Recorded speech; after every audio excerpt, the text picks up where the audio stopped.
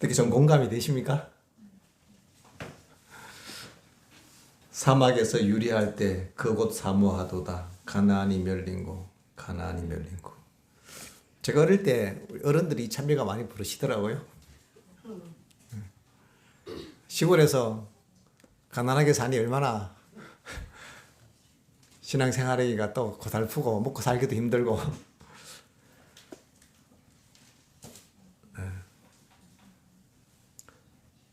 피곤하다 피곤하다. 거친 광야 끓는 사막 정처 없이 헤매니 아 고나다 피곤하다. 멸린고 가나안이 멸린고. 참 피곤했을 것 같습니다. 제가 이분들이 왜 이렇게 피곤했는지를 가만히 생각을 해봤거든요. 이유를 알았습니다. 왜 이스라엘 백성들이 광야 생활 40년이 그렇게 피곤했는가 하면 왜 언제 끝날지 모르는 이 광야 생활을 가는데 이들은 가나안에 가고 싶었습니다. 가나안이 그들의 삶의 종착지였고 그 여정의 목적이었습니다. 그러니까 이 광야 생활을 어떻게 해야 됩니까? 견뎌야 되는 거예요. 견디려고 하니까 얼마나 어렵습니까? 꼭 참아야 되고 견뎌야 되고 언제나 이 피곤한 광야 생활이 끝나서 가나안에 갈 거. 그러면 광야 생활이 재미있을까요? 없을까요? 빨리 지나기를 바라는 겁니다. 별 재미가 없어요. 근데 성경에 보면 항상 기뻐하라 그랬잖아요. 주 안에서 항상 기뻐하라. 이스라엘 백성들이 광야에서 항상 기뻐했을까요? 아니면 불평을 많이 했을까요? 불평할 수밖에 없어요. 왜냐하면 가나안은 언제 갈지 모르겠고, 이 과정은 너무, 이 여정은 너무 힘들다 이 말입니다. 우리의 신앙생활은 어떻습니까? 이 땅에 살아가는 우리의 삶의 여정이 피곤하고 지치고 날마다 시험받고 더 이상 유혹이 없는 곳에 살고 싶은데 유혹은 날마다 찾아오고 실패하지 않는 삶을 살고 싶은데 또 넘어지고 뭔가 문제가 없는 삶에 살고 싶은데 늘 문제는 있고. 그래서 이스라엘 백성들이 힘들었겠구나. 그런데요, 우리는 좀 다른 관점으로 바라봐야 합니다. 이스라엘 백성들이요, 그 광야에 가고 싶어서 온 사람은 한 명도 없습니다. 그 광야의 여정길에 대한 디자인을 모세가 한 게 아니었습니다. 그들이 한 것도 아니었습니다. 하나님이 하셨습니다. 그들을 그 광야 길로 인도하신, 그 여정길로 인도하시는 분은 하나님이셨습니다. 반드시 그들은 그 광야의 길을 지나야 했습니다. 어쩌면은 하나님의 계획 속에는 그 광야가 이스라엘 백성들에게 중요한 목적지였습니다.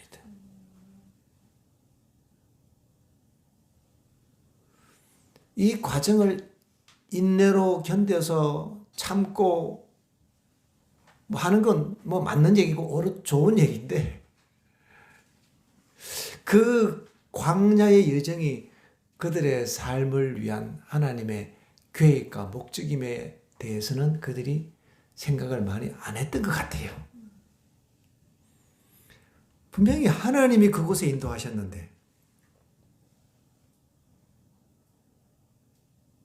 그러면 그 광야의 길, 그 길은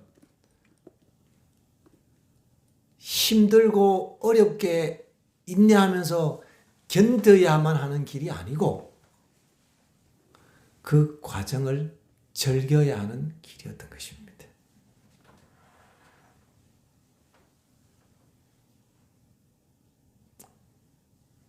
가나안에 들어가면 농사 짓고 먹고 살아야 되는데 광야에는 눈만 뜨면 먹을 것이 수북이 쌓여 있습니다.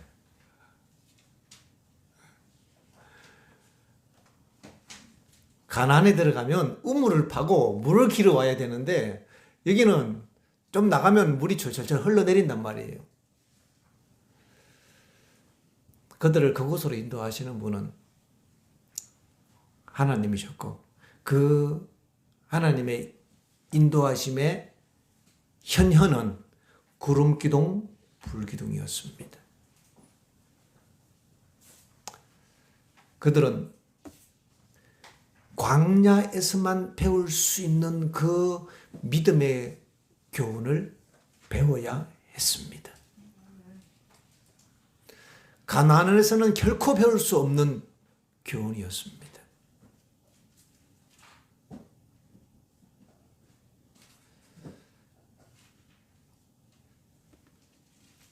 제가 요즘은 이런 이 이스라엘 백성들의 여정들을 명상하면서 그런 기도를 가끔씩 드립니다. 하나님 참 감사합니다. 사실 제가 뭐 그렇게 감사할 사항은 많긴 한데요. 현실적으로 따지면 거의 한 20년 가까이 학교를 운영해 오고 있습니다. 그런데 다른 학교들은요, 나라에서 재정을 지원해 줍니다. 그러니까 든든하거든요. 국가에서 책임을 져주니까. 어떤 학교들은요, 교단에서 재정이 내려옵니다. 어떤 학교들은요, 이사회에서 재정이 내려옵니다. 후원해주는 기업체가 있습니다. 근데 저는 국가에서도 안 도와주고, 교단에서 오는 것도 없고, 뒤에 기업체도 없고, 그러니까 의지할 데가 하나도 없는 거예요. 그러니까 의지할 때는 하늘밖에 없습니다.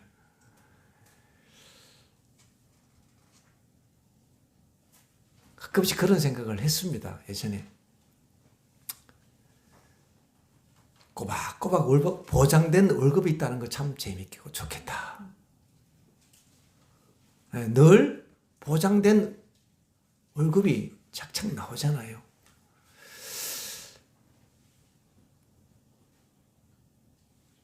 노후가 되어서도 일정한 수입이 착착 매달 내 통장에 한 300만 원씩만 탁탁 꼽히면 그러면 좀 편안하겠다. 이런 생각을 저도 해봤습니다.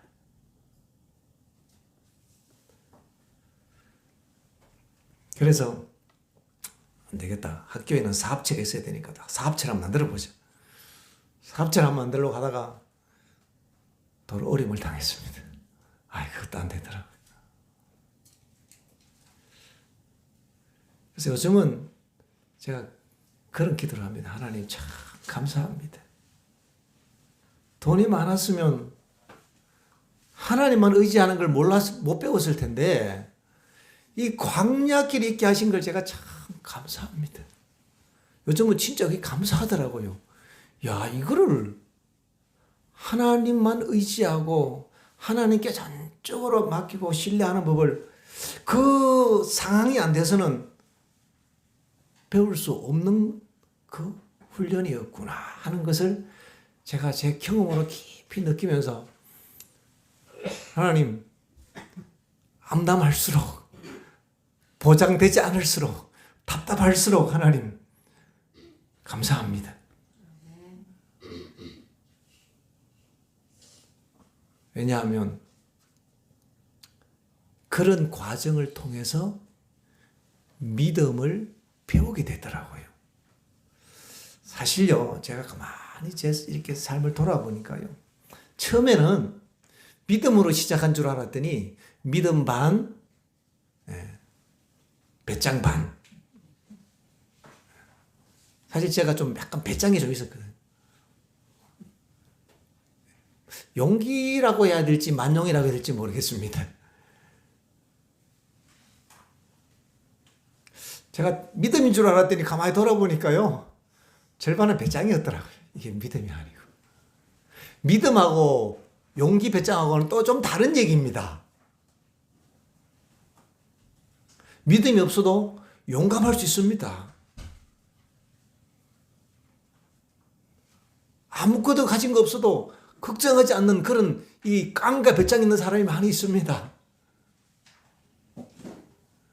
그래서 제가 가만히 돌아보면서 이 믿음이라는 것은 연단을 통해서 배우는 거구나. 이게 하루아침에 이게 만들어지는 게 아니구나. 이런 것들을 제가 많이 생각하게 됩니다. 그래서 요즘에는 제가 그런 기도합니다. 하나님 참 감사합니다. 하나님만 의지할 수밖에 없는 이 상황에서 하나님을 신뢰하는 이 믿음을 배우게 하셨으니 참 감사합니다. 그런 기도를 합니다. 그러고 나니까 걱정이 없어요, 이게. 그러면 이제 끝난 거예요, 게임은. 하나님을 믿고 걱정 없으면 문제는 끝난 거예요, 그러면. 하나님께서 이스라엘 백성들을 광야에 밀어넣으신 것은 그들로 하여금 참고 견디고 막 고생하게 하심이 아니고 그곳에서만 배울 수 있으니까 하나님께서 그들을 광야로 인도하셨구나. 성경에 보면 그들이 의지하는 양식을 끊으셨도다 그렇게 나옵니다. 그들이 의지하던 양식을 다 끊으시고 외부의 모든 도움을 다 차단하시고 생존의 모든 수단들을 하나님이 다 걷어가셔서 이제는 하나밖에 없는 겁니다. 이스라엘 백성들은 누구를 의지했는가 하면요, 모세를 의지했습니다. 이게 문제예요. 이 모세가 없어야 되는데 이 모세가 있으니까 이 모세를 의지하는 거예요. 하나님께서는 그들이 그 광야에서 살아계신 하나님을 신뢰하는 그 믿음을 배우고 그 하나님만 의지하면 하나님을 만나게 되기를 바라셨던 것입니다. 그리고 그 광야의 역사가 예수님 재림하실 때까지 하나님의 백성들의 영구적인 교육을 위하여 하나님께서 그 역사를 우리에게 남기셨던 것이라고 믿습니다. 우리 인생의 광야의 여정을 지나실 때에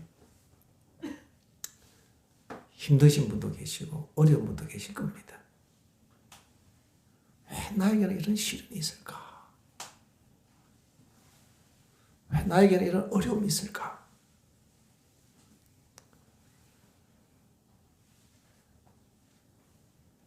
그때에 우리는 그곳에서 배울 수 있는 하나님께서 우리에게 주시는 그 아름다운 믿음의 교훈들을 배워야 합니다.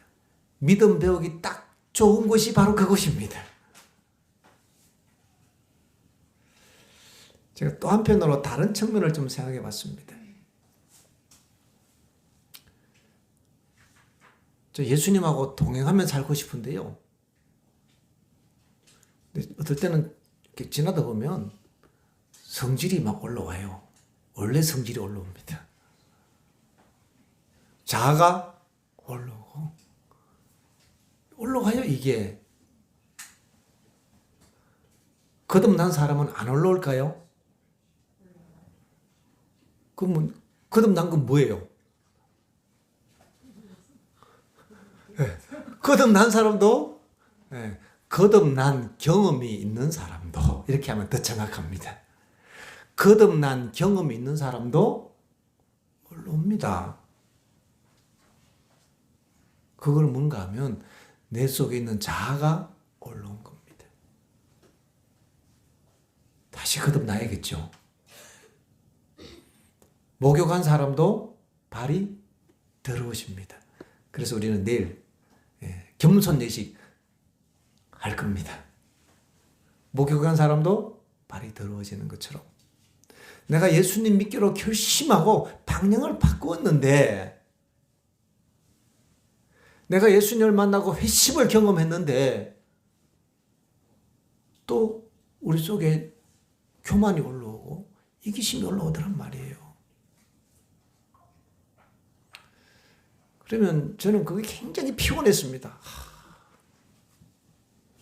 도대체 언제까지 이 자아와의 싸움을 싸워야 되고, 이거 왜 자꾸 이렇게 올라오지? 참 피곤하다. 이제 유혹과 시험이라고 하지요. 근데 이것을 이렇게 피곤하게 바라보면 진짜 피곤합니다, 이게. 광야 여정을 피곤하게 생각하면 굉장히 피곤합니다.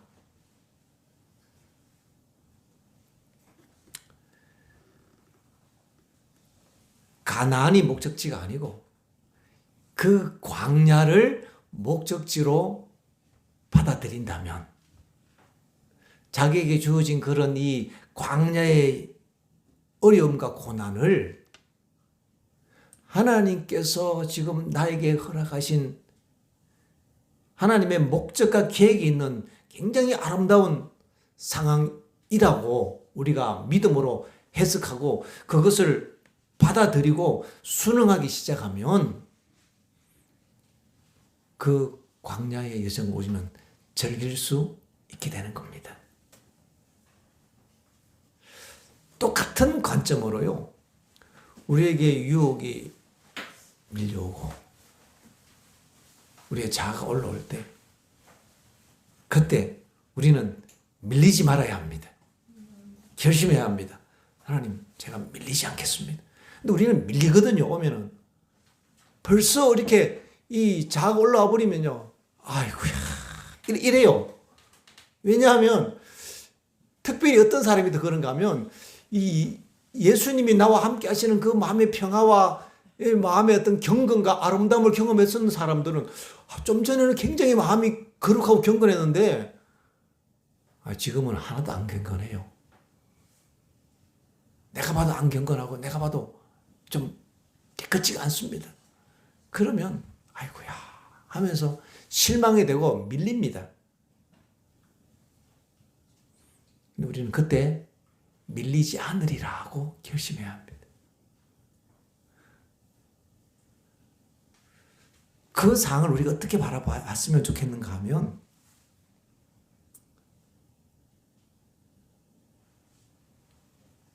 자신을 부인하고 예수님을 바라보는 연습을 하는 그 기회라고 우리가 생각을 바꾸는 것입니다. 믿음이 좋을 때는, 하나님의 은혜가 충만할 때는, 컨디션이 좋을 때는요, 뭐 누가 뭐라 그래도 뭐 앵간하면 별로 끄떡하지 않습니다. 근데 이게 이제 컨디션이 좀 약할 때, 옆에서 똑같은 얘기라도 한마디 하면 굉장히 성가시고, 어떨 때는 막 짜증이 막 올라오는데, 그래도 하나님의 은혜가 있어서 참긴 참는데, 이 속에서 이게 굉장히 마음이 불편한 것을 우리가 봅니다. 그때 생각을 해야죠. 지금이 자신을 부인하고 예수님을 바라보기 딱 좋은 때다.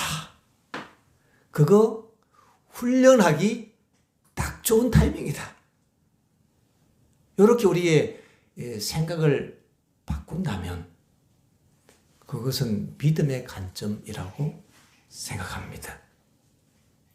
그 어떤 우리가 닥치는 유혹과 시험을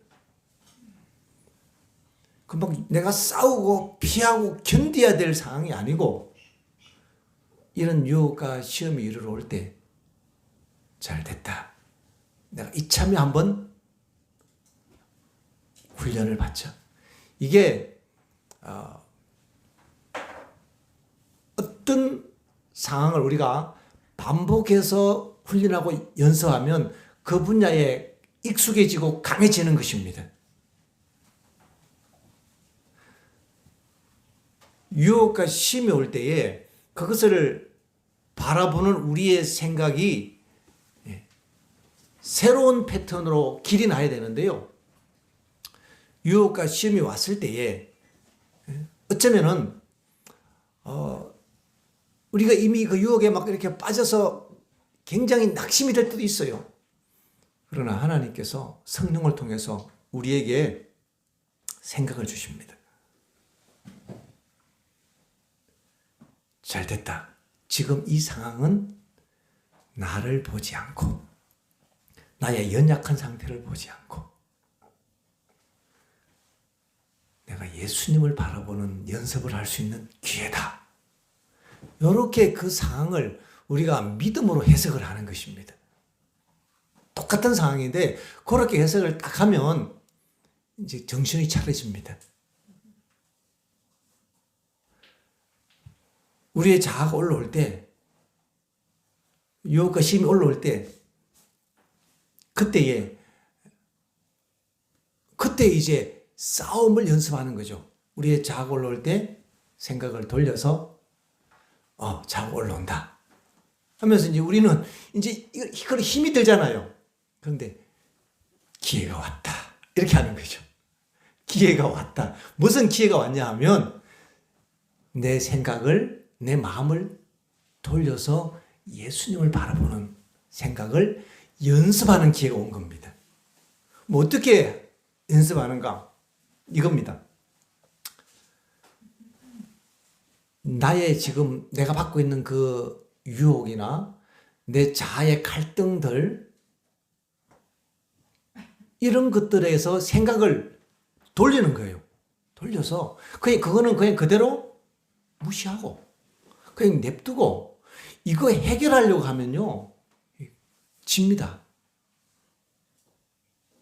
이거는 싸움의 대상이 아니고 그냥 내버려 둬야 될 대상입니다. 그냥 내버려 두고 생각을 바꿔서 예수님을 바라보는 겁니다. 예수님, 그래도 예수님은 나를 사랑한다고 했고 하나님은 지금도 나와 함께 하시죠. 지금은 내가 예수님 바라보는 연습을 하는 기회입니다. 내가 예수님 바라볼래요. 하면서 생각을 돌려서 예수님을 바라보는 겁니다. 주님, 제가 지금 올라오는 내 자아에게 내가 밀리지 않겠습니다. 내가 지금 연약한 이 희망 없는 내 상황에 내가 밀리지 않겠습니다. 나는 오직 예수님을 바라보겠습니다. 하면서 우리가 예수님을 바라봐야 합니다. 시험은 쥐라고 오는 게 아니고요. 우리를 연단하는 과정이라고 했거든요. 믿음의 칼을 갈고 믿음을 당금질하고 믿음을 연마하는 기회다는 거죠. 고난만 그래 볼 것이 아니라 유혹과 시험도 올라오는 자아도 그렇게 바라본다면 자아의 싸움이 늘 피곤한 것은 아닙니다. 자아와의 싸움도 자아가 올라올 때 우리가 그 자아에서 우리의 생각을 확 돌려서 예수님을 바라봐야 합니다. 비록 이미 내가 자아에 진 것 같아도 상관이 없어요. 전쟁에서는요, 한번 밀렸다고 지는 게 아니에요.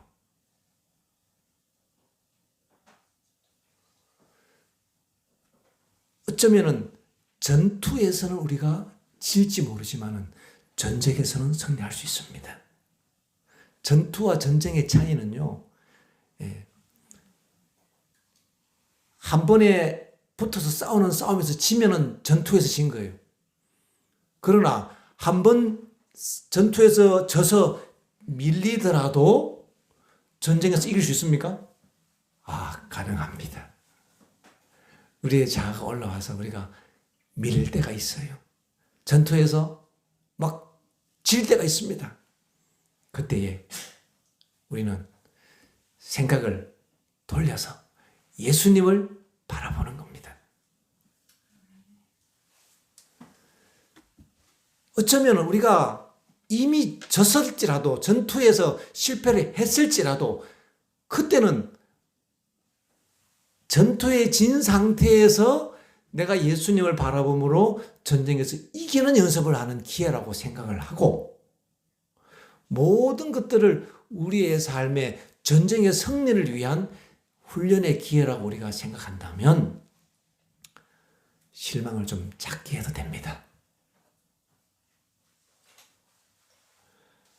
왜냐하면 그리스도인 삶에는 많은 영적인 전투들이 기다리고 있습니다.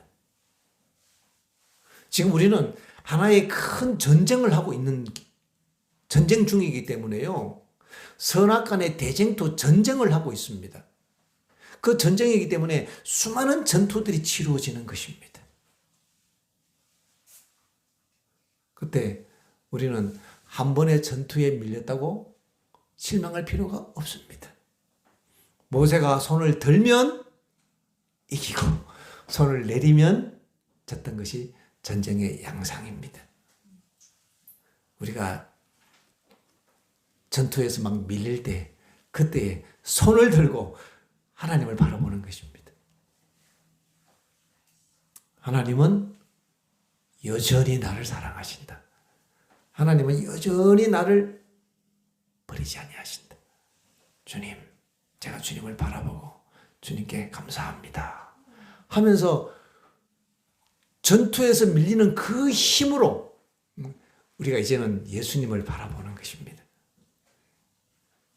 마음에 결심을 좀 해야 합니다. 막 밀리다가 내가 딱 뜻을 정하는 거예요. 나는 밀리지 않으리라. 우리가 왜 그 생각에 밀립니까? 우리 마음속에 분노가 일어나면 내가 이 분노에 밀리지 않으리라. 우리 마음속에 짜증이 올라오면 내가 이 짜증에 밀리지 않으리라. 우리가 선택한다는 것은 그 내 자아와 내 이기심과 내 교만과 세상을 사랑하는 이 마음과 더불어 싸우는 게 아니고요. 내가 거기에 밀리지 않겠다는 얘기는 싸움의 양상을 바꾸겠다는 것입니다. 그리고는 우리가 예수님을 바라보면서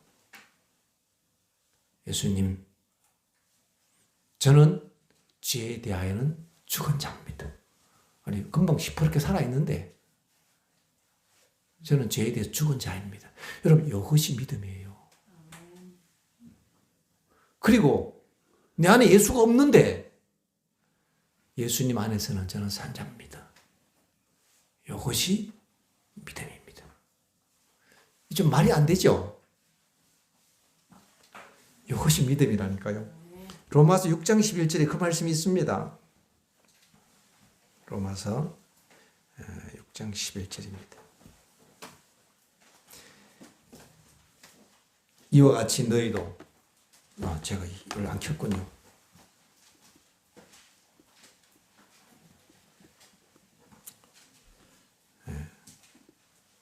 제가 띄우겠습니다. 성경절을.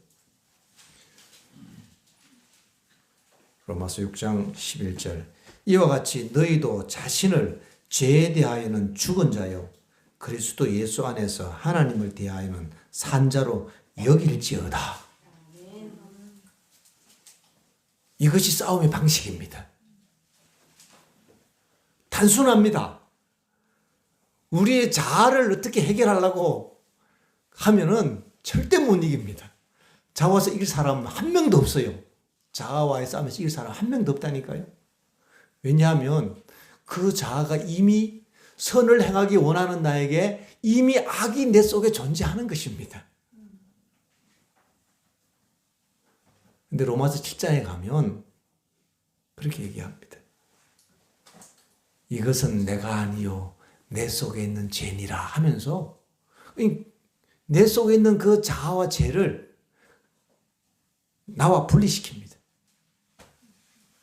분명히 시퍼렇게 자아가 살아있는데 나는 죽었어. 그렇게 하는 겁니다. 하나님, 저는 죽었습니다. 안 죽었는데 저는 죽었습니다. 저는 더 이상 얘한테 밀리지 않겠습니다. 그리고 예수가 전혀 내 안에 보이지 않는데 예수님은 저 안에 계십니다. 제가 그렇게 여기고 그렇게 생각합니다. 그렇게 하라고 성경을 우리 이야기하고 있습니다. 그 다음 말씀 보면은 너희 지체를 불의의 무기로 죄에게 드리지 말고 충동이 일어나고요. 유혹이 오고 시험이 일어오면 거기에 따라가지 말고 그런 것들이 올라오고 온단 말이죠. 올라오면 억지로라도 좋습니다. 보이는 것은 자아밖에 없더라도 상관이 없습니다. 그냥 거기서 우리의 시선을 돌려서 주님, 저는 여기에 순종하지 않고 저는 예수님을 바라보는 일에 순종하겠습니다. 전쟁은 마음속에서 일어납니다. 전쟁은 우리의 생각 속에서 일어나는 것입니다. 그래서 불의의 무기로 죄에게 드리지 말고 반대로 너희 자신을 하나님께 드리며 할 때 그 하나님께 드리는 방식은 단순합니다. 내가 하나님을 바라보는 것입니다. 하나님을 바라보는 것이 내 마음을 하나님께 드리는 것입니다. 내 생각을 하나님께 드리는 방식은, 내 마음을 하나님께 드리는 방식은 내가 하나님을 생각하는 것이죠.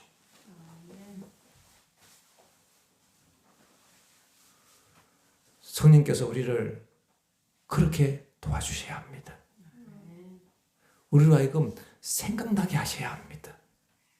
그 치열한 전투에서 성령께서 밀리지 말고 예수님 바라봐라. 네 자아가 올라오면 지금은 기회야. 네 자아를 바라보지 말고 예수님 바라보는 거 너 잘 안 되지. 내가 알아. 안 되기 때문에 많은 연습이 필요해. 지금 한번 해봐. 딱 한 번. 한 번 하고 나면은 감이 잡힐까요? 감이 조금 잡혀요. 근데 한 번 갖고는 택도 없습니다. 이게 좀 이제 좀 알겠다 하려면은요 여러 번 해야지. 영적 전쟁이 이렇게 풀어지네. 감이 잡히는 거예요. 그래서 우리는 적군을 두려워할 필요가 없습니다. 그러한 모든 싸움은, 모든 시험과 유혹은 내가 예수님을 바라보는데 익숙하지 않기 때문에 그거 연습하기 위하여 주어진 기회입니다. 시험이 기회라고 생각하니까 좀 견딜만 하십니까? 유혹이 기회라면 죄 짓는 기회가 아니고요. 죄 짓는 기회가 아니고 예수님을 바라보고 신뢰하는데 익숙하지 않은 우리가, 서툰 우리가 그것을 연습할 수 있는 기회란 말이죠. 그런 기회라면 기회를 잡아야 합니다. 하나님께서는 우리에게 이 모든 것이 합력하여 선을 이루게 하시기 위하여 허락하십니다. 그래서 때로는 여러 가지 시답지 않은 문제로 시험이 닥치고 막 갈등이 생기고 유혹이 생기고 힘들면 막 불평이 나와. 하나님 왜 나에게 막 이런 거 주십니까? 이러면 지는 거예요. 그런다고 뭐 상황이 달라집니까? 이스라엘 백성들이 불평한다고 뭐 떡이 나왔습니까? 물이 나왔습니까? 뱀이 나왔죠. 불평하면 뱀이 나오는 것입니다. 상황을 전혀 바꿀 수가 없습니다. 이거 다 배워야 끝납니다. 이거 배워야 끝나니까 빨리 배울수록 유리합니다.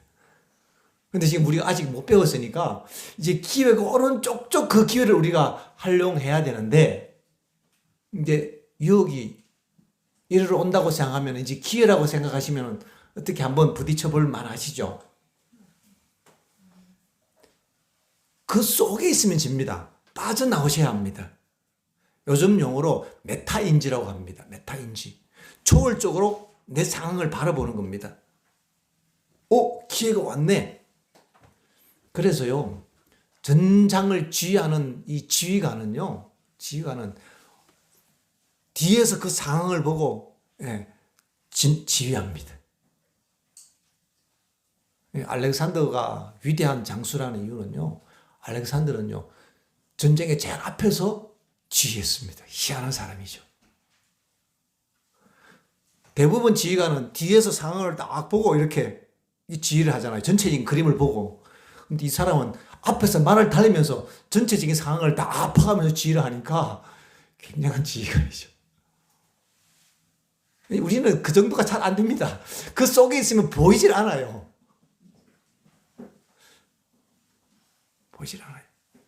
근데 우리는 이제 거기서 좀 빠져나와갖고 유혹과 시험이 들어오면 좀 메타인지하면서 이거는 유혹과 시험이 아니다.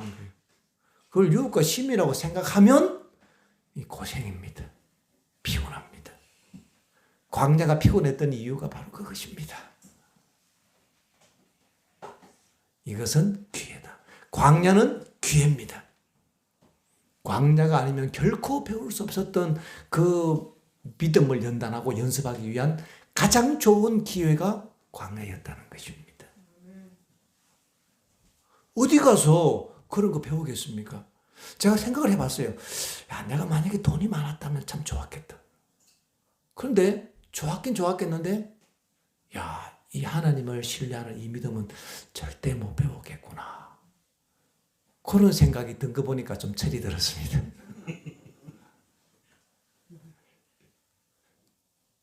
고생 많이 하니까 이제 산전수전 겪고는 이제 좀 철이 들어갖고 그런 생각을 하니까 하나님 감사가 나오더라고요. 예전에는 좀 부러웠습니다. 이야, 저 사람들은 좋겠다. 뒷배가 있고 나는 뒷배도 없는데. 근데 요새는요, 가만히 생각하니까 하나님 이 참 감사합니다. 이 뒷배가 있었더라면 내가 이거 못 배울 뻔했는데 결코 못 배웁니다. 이게 배울 수가 없어요. 이론으로 교리로 배울 수 있는 게 아니거든요. 내 경험 속에서 이게 쌓여야 되는 겁니다. 이게 신뢰와 믿음이란 게. 그래서 요즘에는 제가 좀 철이 들어갖고 하나님 참 감사합니다. 하긴 가고 나니까 이제 걱정이 없어요. 그래서 제가 한편으로 졸업할 때가 됐나? 이제 여기 좀 배우신 거예요. 그래서 제가 참 감사한 것은 광야 있게 하신 것을 감사합니다. 여러분 각자도 다 인생에 광야가 있으실 것입니다. 하나님 외에는 모든 수단이 끊어지는 그런 광야를 경험하실 것입니다. 그것을 기회로 잡게 되시길 바랍니다. 불평의 기회로 삼지 마시고 그것을 믿음을 배울 수 있는 절호의 기회다. 내가 이럴 때 아니면 어떻게 내가 믿음을 배우겠는가? 그렇게 그 상황을 해석하고 믿음으로 받아들인다면 이제 한 번, 두 번, 이게 한 번에서 배워지지 않아요. 한 번, 두 번, 세 번 길이 나서 습관이 되고 이제 익숙해지면 그다음에는 이것이 믿음으로 고착되는 것입니다. 강해지고 견고해지는 것입니다.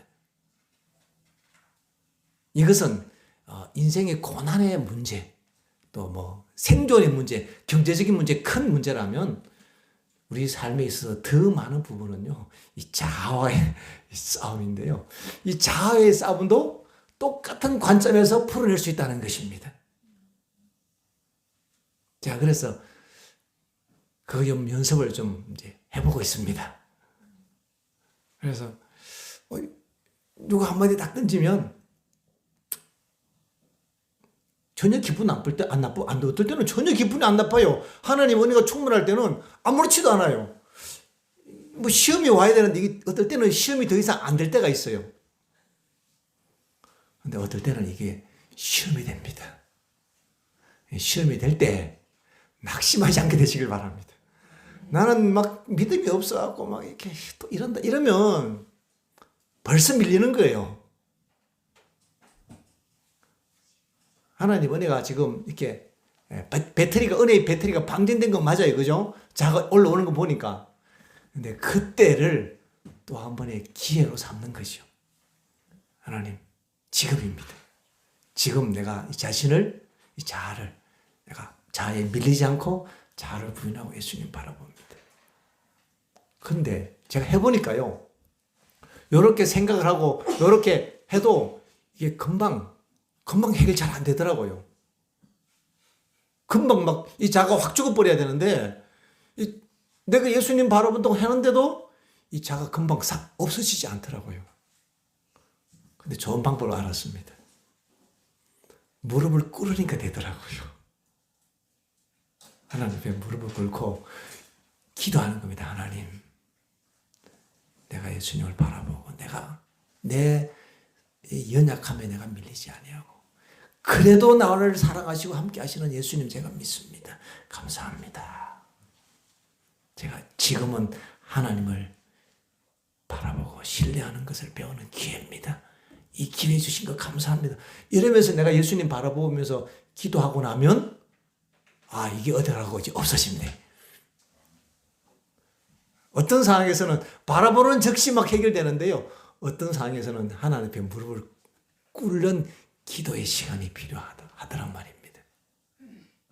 한번 해보십시오. 재밌습니다. 신앙생활은 굉장히 막 고달픈, 내가 이것도 참아야 되고 이것도 못해야 되고 이러면 이 신앙을 부정적인 측면에서 이렇게 바라보는 거예요. 그게 아니고 신앙생활은 굉장히 재미나는 실험의 현장이라는 것입니다. 실험의 현장. 예수님을 바라보는데 익숙하지 않은 우리가, 하나님을 신뢰하는데 익숙하지 않은 우리가 그것이 익숙해지도록 한 번 하고 두 번 하고 세 번 하고 하다 보면 그것이 이제 좀 경험이 쌓여서 경지 올라가면 유혹과 시험이 올 때에 우리는 즉시 자신을 부인하고 예수님을 바라보면서 예수님 안으로 들어가는 겁니다.